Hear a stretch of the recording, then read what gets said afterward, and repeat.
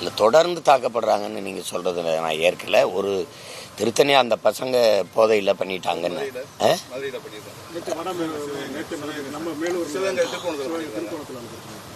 அதே மாதிரி அவங்க வட இந்தியாவிலேருந்து வர்ற இளைஞர்களும் நிறைய இங்கே குற்றங்களை செய்கிறாங்க. இந்த போதைகள் அதிகமாக உள்ள வர்றது காரணமே அவங்களுடைய வருகை ஒரு காரணம். ரெண்டாவது அவங்க பள்ளிக்கூடத்துக்கு போகிற நம்ம பிள்ளைகள், காட்டு வேலைக்கு போயிட்டு வர பெண்களை வலுக்கட்டாயமாக வன்புணர்வு செய்கிறது, தாக்குறது. காவல்துறையே வட இந்திய இளைஞர்களெல்லாம் சேர்ந்து தாக்கும்போது நீங்கள் இதை கேள்வி வைக்கலையே. விரட்டி நம்ம பிள்ளைகளெல்லாம் அடித்தாங்கல்ல, அப்போலாம் நீங்கள் கேட்கலையே.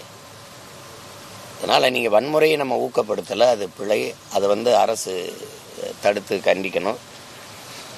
யாரையும் தாக்கி அழிக்கிறது, அடித்து விரட்டுறதெல்லாம் நம்ம நோக்கம். ஒவ்வொருக்கும் உரிய பாதுகாப்பு இருக்கணும். ஆனால் எங்களுடைய இது வட இந்திய இளைஞர்கள், வட இந்தியர்கள் அதிக வருகை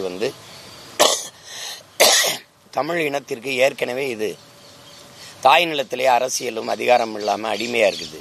இந்த இனம் இதுக்கென்று இல்லை, சும்மா நாடுன்னு ஒரு பேர் இருக்கும், இதுக்கு ஒன்றும் இல்லை. ஆழமாக பார்த்தீங்கன்னா இந்த நிலை நீடிக்கும் போது இப்போ இந்த சிறப்பு வாக்காளர் திருத்தத்தில் அவங்க எல்லாருக்கும் வாக்குரிமை கொடுத்துக்கிட்டு வரும்போது என்ன வரும்னா, இந்த நாட்டினுடைய அரசியலும் அதிகாரமும் மறுபடி வட இந்தியர்கள்ட்ட போகும். இது இந்தி பேசுகிற இன்னொரு மாநிலமாக மாறும்.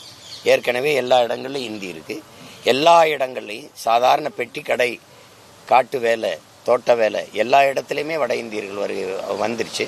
தவிர்க்க முடியாத வேலையாட்களாக மாறிட்டாங்க. ஏன்னா நம்மளை நுட்பமாக உழைப்பிலிருந்து வெளியேற்றிட்டான். உங்களுக்கு புரியுதுங்க, சும்மா உட்காந்துருக்கு ஆசரன்ட்டான். அப்போ அந்த இடம் வேலை அப்படி இருக்குது, தேவை இருக்குது, அவன் அந்த இடத்த நிறைச்சிட்றான். அப்படிங்கும்போது ஒன்றுமே பண்ண முடியாது. அவன் இங்கே வீடு எடுப்பான், இங்கே தங்குவான், இங்கே குடும்ப அட்டை எடுப்பான், இங்கே வாக்கு உரிமை எடுப்பான். அப்போ அவன் ஒரு நாட்டினுடைய அரசியலையும் அதிகாரத்தையும் அவனே தீர்மானிப்பான். தானாக அதிகாரம் அவன் கைக்கு போயிடும். நான் ஏற்கனவே அடிமையாக இருக்கேன், மேலும் அடிமையாகி அப்போ நாடற்ற நிலமற்றவனாக அடித்து விரட்டப்படுவேன். இது நடக்கும். நீங்கள் சொந்த மண்ணில் இருந்து நான் பதிவு பண்ணுறேன், எழுதி வைங்க. இன்னொரு 10 ஆண்டுகளில் இது நடக்க வாய்ப்பு இருக்குது.